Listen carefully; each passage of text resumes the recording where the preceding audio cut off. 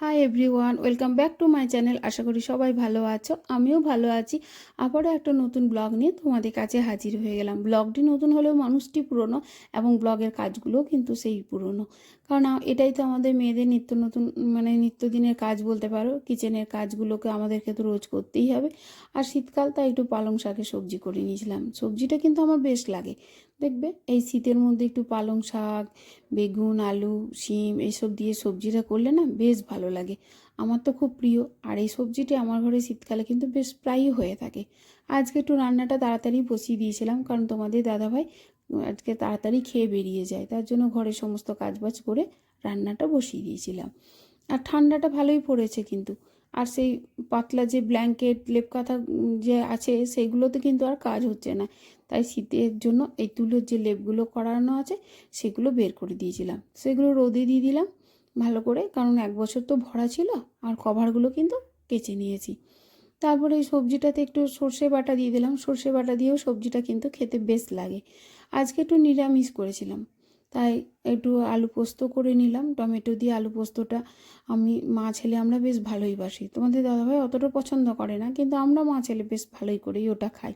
আর করেছিলাম একটু সবজি দিয়ে টক। ওই সবজিগুলোকে একটু নাড়াচাড়া করে দিয়েছিলাম তেল দিয়ে, নুন হলুদ দিয়ে। তারপর তেঁতুলের জলটা দিয়ে দিয়েছিলাম।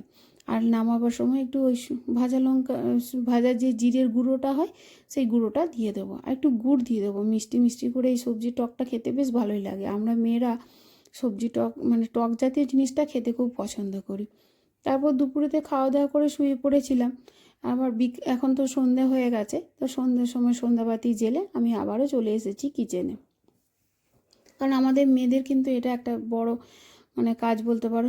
আমরা যেখানে বাইরে কাজ করি, ঘরে কাজ করি, বা আমরা ইউটিউবে কাজ করি, যেখানেই কাজ করি না কেন, কিচেনটা কিন্তু আমাদের মেয়েদেরকেই সামলাতে হবে, তাই না? আর রুটিটা কিন্তু হয়ে গেছিলো। এখন পায়েসটা হবে, আর ফুলকপি আর ওই বেগুন দিয়ে ভাজা করব একসাথে। ফুলকপি বেগুন একসাথে ভাজবো, তাহলে একটু গ্রেভি গ্রেভি ফুলকপিটা ভাজা ভাজা হবে, একটু ওপরে মশলা ছড়িয়ে দেবো, তাহলে কিন্তু খেতে বেশ লাগে। আর সময়ে পায়েস করছি। দুধটা দুদিনের জন্য জমা হয়েছিল, ছেলে টিউশন গিয়েছিলো বলে খাওয়া হয়নি। আর দুধের মধ্যে একটু পাটালি দিয়ে দিয়েছিলাম। এখন তো পাটালি অ্যাভেলেবেল, আমিও যদি 1 বছরের জন্য সংরক্ষণ করে রেখে দিই। কারণ এই গুড় গুড়ের পাটালির যে এই যে স্মেলটা, ওটা দিয়ে পায়েস বলো যে কোনো কিছু খেতে কিন্তু খুব ভালো লাগে। আর ফুলকপিটা এখন ভেজে নিচ্ছি। একটু তাড়াহুড়ো করছিলাম রান্নাবান্না, এই যে বেগুনগুলো দিয়ে দেবো, কারণ রান্নাবান্না করছিলাম, আমাকে একটু বাইরে যেতে হবে তার জন্য। তারপর কিচেনটা খুব অগোছালো হয়ে গেছিলো, কারণ আমি তো মানে এই কাজ টাজ করে একটু ফোনে কাজ করতে গেছিলাম। ওই যে 1 ঘন্টার জন্য বসেছিলাম, সেই টাইমে ওরা কিন্তু যে যার মতো করে নিয়েছে আর কিচেনটাকে অগোছালো করে রেখে দিয়েছে।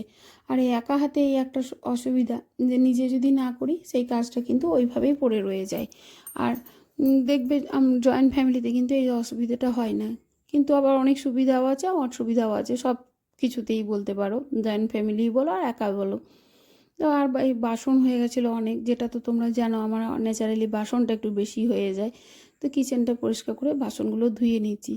বেশ কিছুদিন হলো ওই বন্ধুদের সাথে একটু আড্ডা মারা হয়নি। ওই সন্ধেবেলায় আমরা যে ছাদে গিয়ে বসে গল্প করি, এখন অবশ্য ঠান্ডা পড়ে গেছে, ছাদে আর করছি না। ওই এক জায়গায় কোনো জায়গায় বসে সবাই মিলে গল্প করছি। আর বেশ কিছুদিন হয়েছে আমার যাওয়া হয়নি, কারণ ছেলের তো এক্সাম চলছে সামনে। তো সেই জন্য ভাবলাম যে ডিস্টার্ব হবে বলে ঘর থেকে বেরোয়নি। তো আজকে তোমাদের দাদাভাই সন্ধ্যার সময় বাড়িতে থাকবে, তো ভাবলাম ভালোই হলো, তাহলে একটু যাই, ঘুরে আসি, বন্ধুদের সঙ্গে একটু গল্প করি। ওগুলো অক্সিজেন বলতে পারো, কারণ ওদের সঙ্গে একটু কথা বলে মনটা বেশ ফ্রেশ হয়ে যায়। সারাদিন এই ঘরটার মধ্যে থেকে একই ধরনের কাজ করে বিরক্ত ধরে যায়, তাই বন্ধুদের সঙ্গে গিয়ে একটু হাসাহাসি আর কি করে মনটা বেশ ফ্রেশ লাগে।